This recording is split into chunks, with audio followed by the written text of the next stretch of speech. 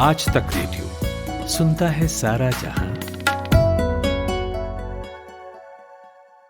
Hello, नमस्कार। मेरा नाम खुशबू कुमार है और मैं हाजिर हूँ इस हफ्ते का हेलो डॉक्टर पॉडकास्ट लेकर, जहाँ पर बात होती है हमारे और आपकी सेहत की। Hello doctor.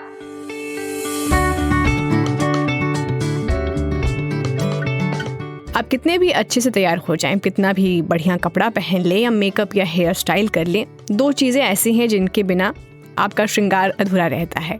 वो दो चीज़ें हैं आपकी प्यारी सी स्माइल सबसे पहले तो, और एक बढ़िया परफ्यूम। हमें से ज़्यादातर लोग दिन भर अच्छा महकने की ख्वाहिश में परफ्यूम, डिओड्रेंट या इत्र का इस्तेमाल करते हैं। बाज़ार में महिलाओं और पुरुषों के लिए अलग अलग परफ्यूम मिल जाएंगे और कीमत के मामले में भी सस्ते से लेकर महंगे तक सभी तरह के ऑप्शंस मौजूद हैं। पर कई लोग ऐसे भी होते हैं जिन्हें परफ्यूम लगाना महंगा पड़ता है। कीमत के मामले में नहीं, बल्कि सेहत के मामले में उनके सिर में दर्द शुरू हो जाता है। आपने भी कभी कभार गौर किया होगा, या फिर हो सकता है कि आपके साथ भी ऐसा हुआ हो, जब आपके बगल में कोई व्यक्ति आ जाए जिसने खूब सारा परफ्यूम लगाया हुआ हो तो आपका सर पकड़ लेता है। और सिर्फ परफ्यूम नहीं, कई तरह की और भी खुशबुएं होती हैं जिसकी वजह से इस तरह की प्रॉब्लम होती है। जैसे मान लीजिए अगरबत्ती सूंघते ही किसी को तो चक्कर आने लग जाते हैं, सिर में दर्द होता है, कभी कभी छींके या मतली सी आती है। पर इसकी इंटेंसिटी हर इंसान में अलग होती है। जैसे हो सकता है कि आपको किसी खुशबू से कोई खास फर्क ना पड़े, लेकिन एक दूसरे इंसान को सिर में दर्द होने लगे, आंखों से पानी आने लगे या स्किन पर कोई रिएक्शन हो जाए। तो ऐसा क्यों होता है और आपको क्या करना चाहिए, आज के हेलो डॉक्टर में इसी पर बात करेंगे। और इस विषय पर बातचीत करेंगे हमारे साथ डॉक्टर कौस्तुभ महाजन, जो कि SL रहेजा हॉस्पिटल में कंसल्टेंट न्यूरोलॉजिस्ट हैं।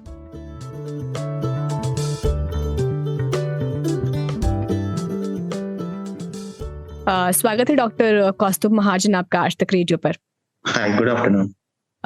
डॉक्टर महाजन, हमारा टॉपिक आज का ये है कि कुछ खास तरह की ऐसी स्मेल होती हैं, कुछ खुशबुएं होती हैं जिसकी वजह से कई लोगों को सिर दर्द होता है, छींक भी आती है, मतली सी भी आती है। तो मैं आपसे ये पूरा साइंस समझना चाहती हूँ कि क्यों होता है कुछ खास स्मेल, परफ्यूम से एलर्जी जो है वो कैसे हो जाती है। तो ये दो अलग कॉन्सेप्ट्स है, एक एलर्जी की और दूसरी हाइपर सेंसिटाइजेशन की। जिनको कुछ पर्टिकुलर स्मेल से तकलीफ होती है, वो ये दो प्रकार में हम डिवाइड कर सकते हैं। तो एलर्जी होता है जो बेसिकली आपका इम्यून सिस्टम हाइपर रिएक्ट करता है कुछ पदार्थ जो हवा में होते हैं उनसे, तो वो अलग है। तो वो जैसे डस्ट हो या पोलन हो, तो उसमें तुमको छींक आएगी, सांस फूलेगा, वो अलग कॉन्सेप्ट है। तो उससे हमको इसको कंफ्यूज नहीं करना है। जबकि ये जो है, जो टॉपिक पर हम चर्चा कर रहे हैं, जिसमें स्मेल कोई पर्टिकुलर होगा, तो it is sensitising one of your senses, means smell sense. और उस कोई पर्टिकुलर स्मेल से आपको फिर हेडेक हो या फिर चक्कर हो, ये चालू हो जाता है। उन लोगों को ज्यादा होता है जो हम बोलते हैं वो are hyper sensitive.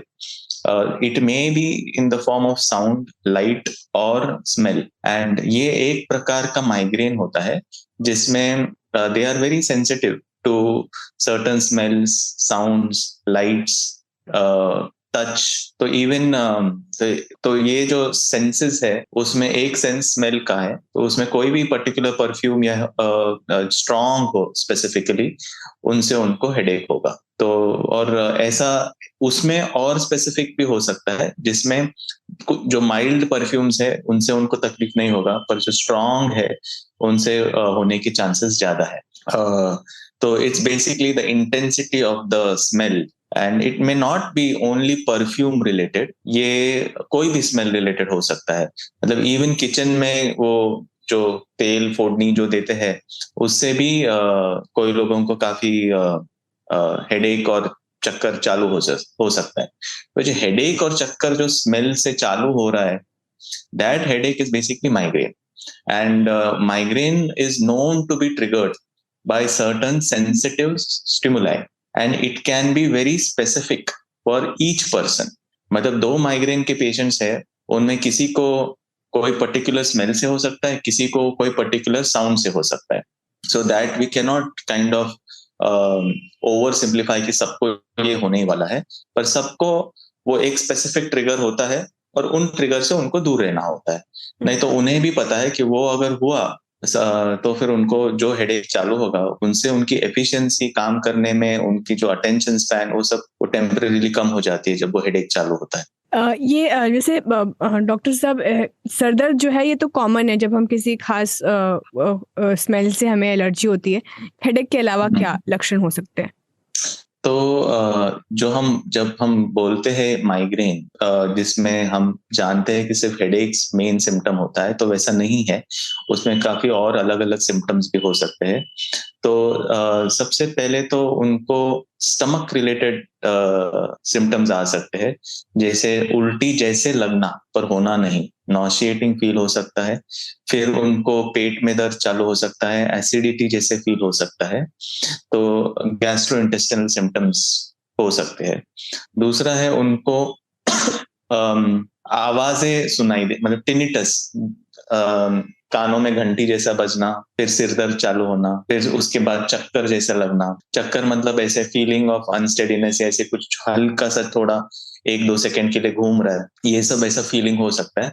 And all these will be triggered by sensory stimuli, meaning positional change. अभी जैसे वो बैठे हुए और अचानक उठते हैं तो उसमें भी हल्का सा चक्कर, या वो चल रहे और अचानक मुड़ते हैं तो उससे वो हल्का सा चक्कर, ये सब वो फीलिंग आ सकते हैं उनको।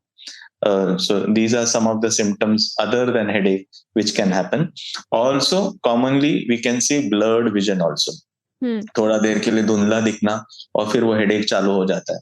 तो ये कुछ सिम्टम्स है जो हो रहे, तो there is nothing to worry, but we can easily sort it out once you meet a doctor. जब आपको ना पता हो कि ये किस वजह से हो रहा है, आपने उस पे ज़्यादा ध्यान ना दिया हो, मान लीजिए हेडेक हुआ, आँखों में जलन हुई, या फिर जो भी आपने जिस तरह के लक्षण बताएँ, उससे उसको डील करने का क्या तरीका हो सकता है उस वक़्त के लिए फ़िलहाल? उसके बाद तो डॉक्टर से कंसल्ट करना ज़रूरी है। क्या हम कर सकते हैं ताकि थोड़ा उससे डील कर सकें? हुँ। तो इसमें 2 चीज़ें हैं। एक तो जब समझो तुम मंदिर में बैठे हो और अगरबत्ती है और उस स्मेल से आपको हेडेक चालू हो गया। तो 2 ऑप्शन है आपके पास। आइदर तुम जो ट्रिगर है, मतलब वो जो स्मेल अगरबत्ती का है, जो is behaving as a trigger for your attack of headache, उस ट्रिगर से आपको आइडियली दूर जाना होता है। दूर जाओगे, अपने आप आपका सिर दर्द कम हो जाएगा कुछ टाइम के बाद, और फिर यू शुड बी ओके।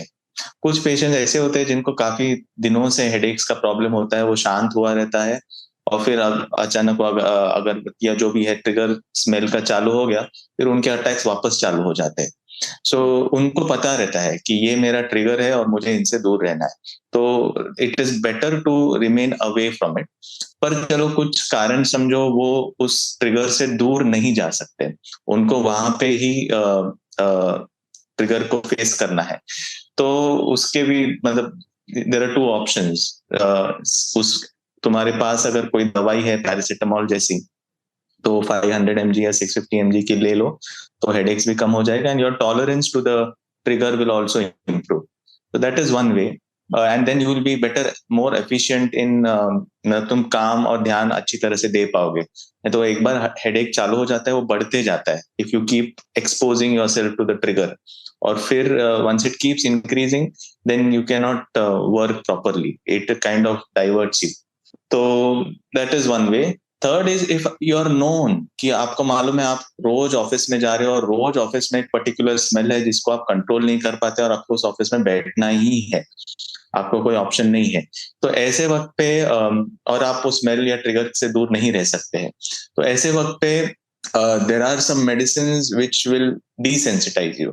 मतलब वो खाएंगे तो फिर आपको ये जो स्मेल है, ये जो ट्रिगर करके आपको हेडेक्स पैदा कर रहे हैं, वो होगा नहीं। The smell will not affect you, और for that matter any sensory stimuli, sound हो या आवाज हो, जिससे लोगों को रोज हेडेक्स चालू हो जाते हैं, तो वो फिर आपको अफेक्ट नहीं करेगा। तो उसके लिए ideally you have to start one medicine and which kind of modifies your problem so that you can tolerate these triggers better. हाँ, अगर आप मुझे पूछोगे कि कोई नॉन मेडिकल ऑप्शन हो इसको सहन करने की, ताकि आपको हेडेक भी ना हो और आप वहां पे बैठ पाओ, तो उसमें एक ही ऑप्शन है मैडम, कि you stay away from the trigger और you try to get distracted from the trigger. तो वो अगर आप कर पाते हो तो आपको वो तकलीफ नहीं देगा। और ये इस तरह के जो प्रोडक्ट्स हैं, जैसे परफ्यूम है, कई तरह, जैसे आपने बताया माइल्ड आता है, स्ट्रॉन्ग आता है, ये सब चीज़ें आती हैं। अगर हम कोई चीज़ इस तरह की खरीद रहे हैं, परफ्यूम हो, अगरबत्ती हो, इवन साबुन हो जिसमें स्मेल का होता है, कई लोग तेल भी खरीदते हैं। आजकल तेल ऐसे आए हैं जिसमें परफ्यूम, उसमें खुशबू होती है, बॉडी लोशन होता है, ये सब चीज़ें हैं। इसको खरीदने से पहले हम मतलब हमको क्या करना चाहिए? क्या जांच कर लेनी चाहिए हमें, और उसके बाद ही उस तरफ बढ़ना चाहिए? तो जिसको माइग्रेन की तकलीफ हो या जिसको हेडेक्स की तकलीफ हो, और नॉट नेसेसरीली स्मेल से, इवन साउंड से या लाइट से, बहुत लोगों को होता है। मतलब धूप में चलेंगे और फिर आएंगे तो फिर हेडेक चालू हो जाता है, या नींद कम हुई रहेगी रात को, या खाना टाइम नहीं खाया होगा टाइम पे, तो फिर ये सिर दर्द चालू होता है। तो ये टिपिकली माइग्रेन की प्रॉब्लम होती है। तो ऐसे पेशेंट जो है उनको कुछ अलग ट्रिगर से हेडेक हो रहा है, तो उनको मालूम रहना चाहिए कि smell can also behave as a trigger for headaches. तो these people have to be particularly careful about what smell or scent they are taking. तो उसमें एक सिंपल टेस्ट है, वो स्मेल करेंगी तो अगर हेडेक तुरंत चालू हो गया तो मतलब वो सेंट से उनको दूर रहना है। और as I said, preferably milder scents will be better tolerable. पर ऐसा भी कुछ नहीं है, it can be very specific. जैसे फूड के मामले में बोल सकता हूँ, कोई कोई लोगों को सिर्फ टोमेटो खाने से ट्रिगर होता है, और कोई कोई लोगों को सिर्फ फर्मेंटेड चीजें खाने से होता है, मतलब इडली डोसा ऐसे। तो ये ऐसे प्रेडिक्ट नहीं कर सकते किसको क्या ट्रिगर होगा। तो you have to test yourself before buying that scent, and if it is causing a problem, you stay away from. ठीक है। जैसे Okay. डॉक्टर साहब, परफ्यूम में अल्कोहल, हाइड्रोकार्बन, एनिमल ऑयल, जो है प्लांट प्रोडक्ट का इस्तेमाल होता है। तो कुछ आइडियल जो मतलब ये प्रोडक्ट उस परफ्यूम में ना हो, या हो तो आप मत लें, अगर नहीं है तो आप ले लें, कुछ ऐसा सजेशन परफ्यूम्स को लेकर? तो अनफॉर्चुनेटली ऐसा कोई एक सजेशन नहीं दे सकता है कोई, क्योंकि as what I'm trying to say is it is not perfume dependent. ये जो headache हो या चक्कर हो, it is subjective, it is the patient dependent thing. मतलब एक पेशेंट कोई एक पर्टिकुलर परफ्यूम को कुछ प्रॉब्लम नहीं करेगा, पर दूसरा पेशेंट वही परफ्यूम को उसको काफी प्रॉब्लम होगा, irrespective whether there is alcohol, irrespective whether there is any particular chemical. It is the sensory stimulus, it is the smell which is the problem. It is not a chemical reaction. Okay, so basically these people are very sensitive, and that's why a particular sensory stimulus causes problem. So for each it will be different. मतलब ये problem इतनी common है कि बहुत लोगों को मालूम नहीं रहता है कि मुझे हेडेक क्यों हो रहा है। तो और ये जानना बहुत जरूरी होता है, क्योंकि काफी लोगों की काम करने की जो एफिशिएंसी है वो ये हेडेक के वजह से काफी कम हो जाती है। मतलब वो ध्यान, एक बार समझो ऑफिस में गए और उधर पे कोई स्मेल चालू हुआ और हेडेक चालू हुआ, हेडेक का कारण एक तो उनको पता नहीं चलेगा क्यों हो रहा है, ऊपर से हेडेक तो सिर्फ हेडेक नहीं होता है, उसके साथ उनको ध्यान देने को मुश्किल हो जाती है, इरिटेबल हो जाते हैं छोटे छोटे चीजों पे, फिर दे विल स्टार्ट फाइटिंग। ये फिर काफी वो पूरा कर सकते हैं। And the small was the smell which was causing the headache. So people should be aware of this problem, and once they are aware, then they can kind of avoid it or deal with it properly, and then overall later it may just cause a very conducive atmosphere in the office. सबके लिए वो अच्छा हो सकता है। ठीक है, thank you so much doctor, हमसे बातचीत करने के लिए इस टॉपिक पर। Thank you. ओके। तो किसी स्मेल, खुशबू से एलर्जी होना कोई बड़ी बात नहीं है, बस ध्यान इस बात का रखना है, जैसे कि डॉक्टर साहब ने बताया, कि आप वो चीज़ें पहचानें जिससे आपको एलर्जी होती है। साथ ही ऐसे प्रोडक्ट्स अवॉइड करें जिनमें वो खुशबू है।